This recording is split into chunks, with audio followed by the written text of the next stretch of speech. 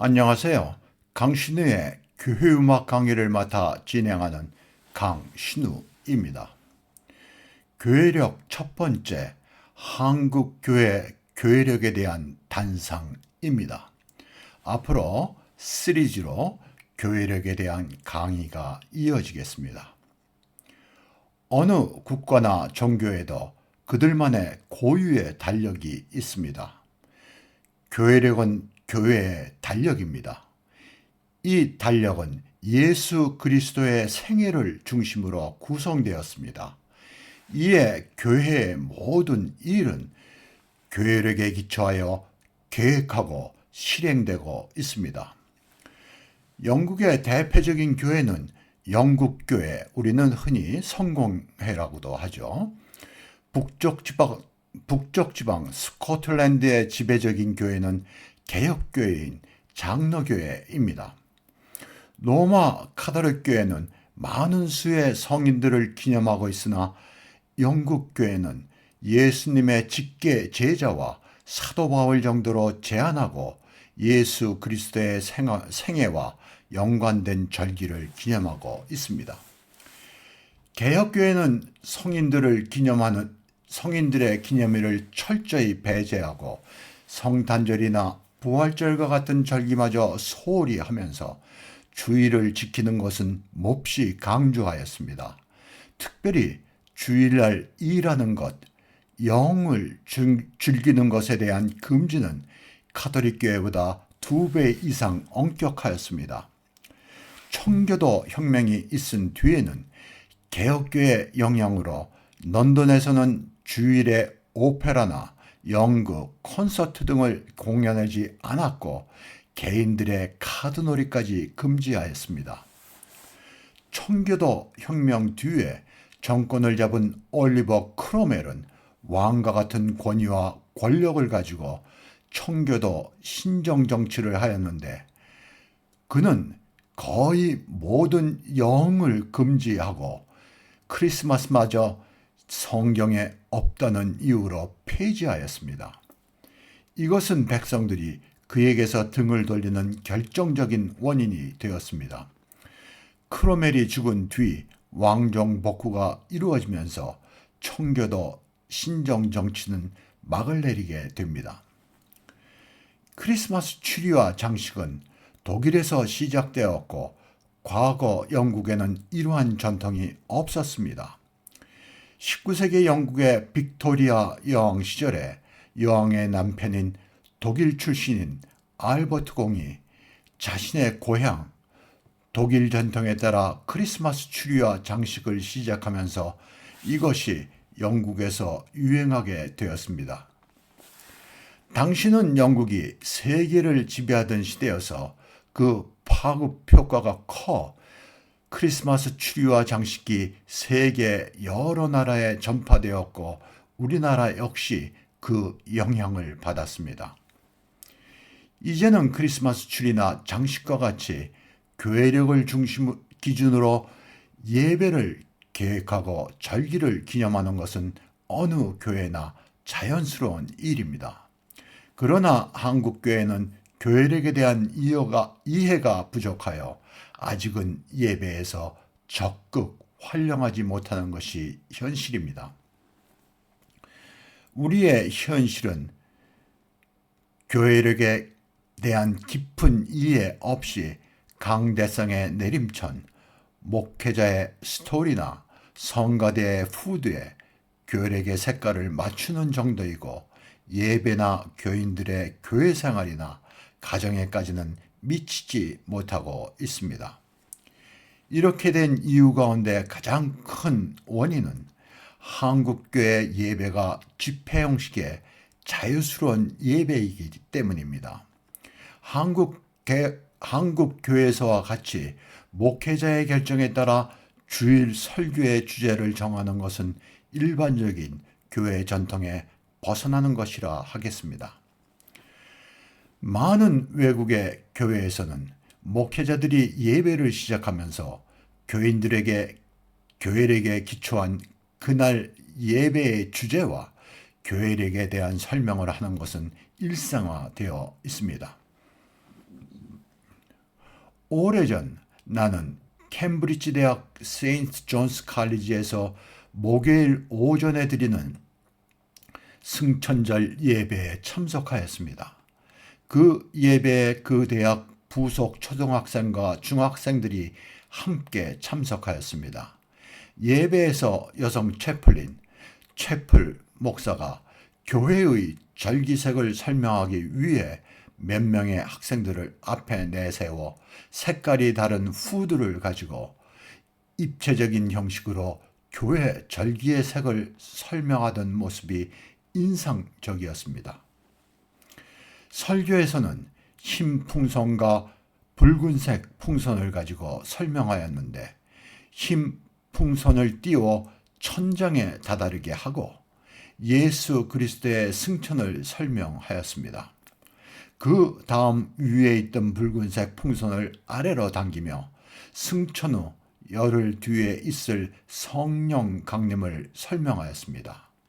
이는 어린 학생들에게 완벽하게 예수 그리스도의 승천과 열흘 뒤에 성령 강림에 대한 이해를 돕는 설교였습니다. 목회자가 교인들에게 교회력을 설명하기 위해서는 이에 대한 깊은 지식과 이해가 있어야 할 것입니다. 80년대 교회력에 따른 예배와 설교를 위한 핸드북과 같은 책이 나와 예배를 준비하는 데 도움을 주었습니다. 사실 이러한 책은 개인이 아닌 각 교단들이 발행하여 보급하고 목회자와 교회 음악 지도자들을 위한 교육이 있어야 하는 것입니다. 실제 대부분의 외국 교회 교단에서는 이러한 내용의 지침서를 발행하여 보급하며 교육하고 있습니다. 우리 신학교에서의 교육의 문제점은 실제 교회에서 실행할 수 있는 지식에 미치지 못하는 학문과 이론만을 배우고 있다 생각됩니다.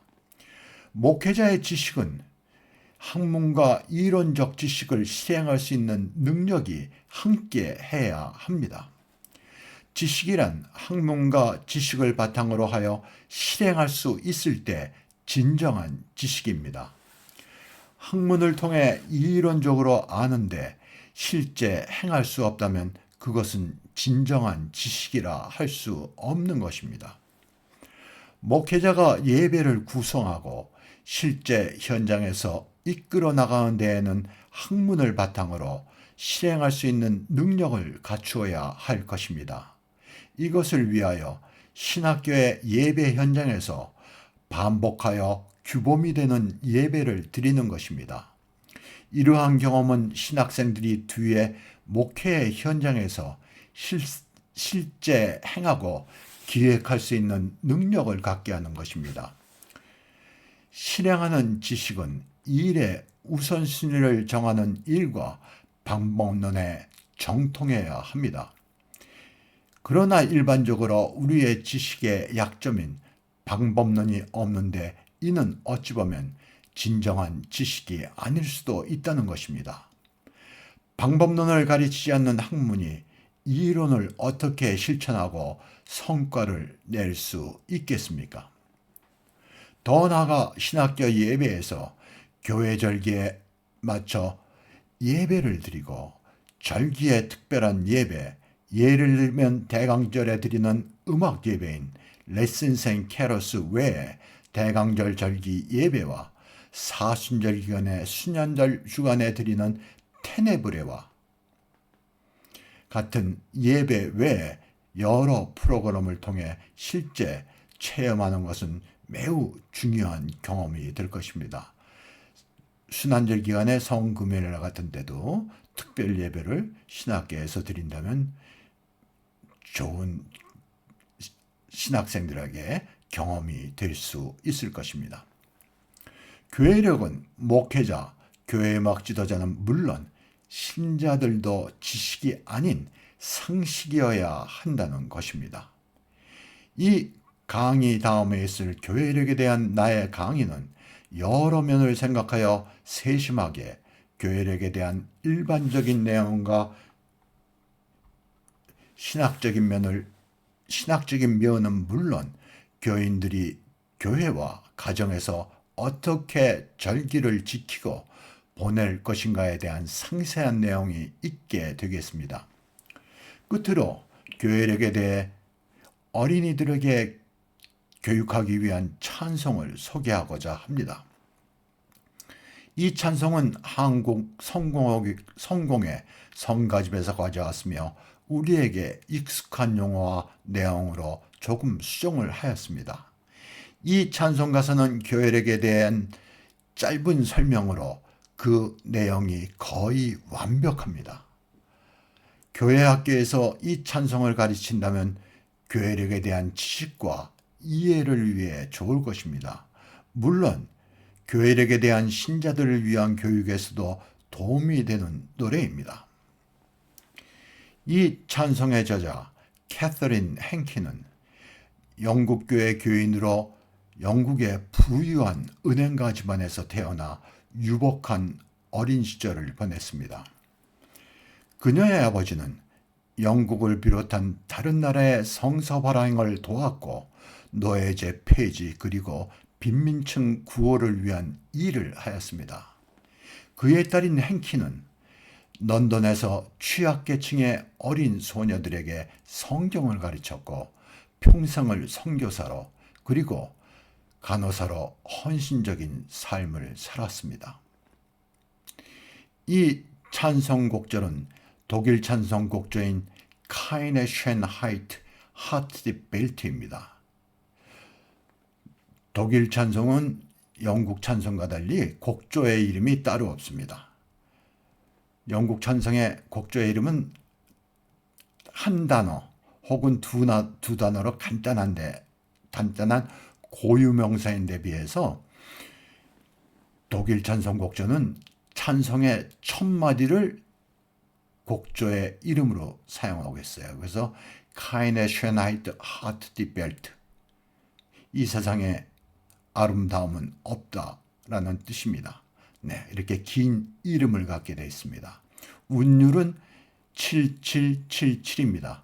7마디, 7마디, 7마디, 7마디 각 7자로 구성됐다는 이야기입니다.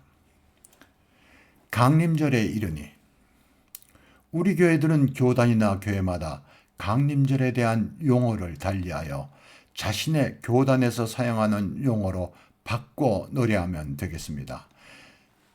여러 교단이 다른 말을 사용해요. 대강절, 대림절, 장림절. 그러니까 강림절을 이렇게 바꿔서 노래하면 된다는 이야기가 되겠습니다. 강림절에 이르니 예수 다가오시니 성탄일에 주께서 이 세상에 나셨네. 현현절과 주영광 나타내심을 보고 동방박사와 같이 주께 예배드리세. 사순절과 40일 엄하게 지키면서 참으로 회개하며 우리 죄를 고치세. 고난절과 성중한 예수 순환하신 후 부활하신 그날은 가장 큰 명절일세. 부활 후 또 40일 주의 승천일이요 그 후 열흘 지나면 성령 강림절일세.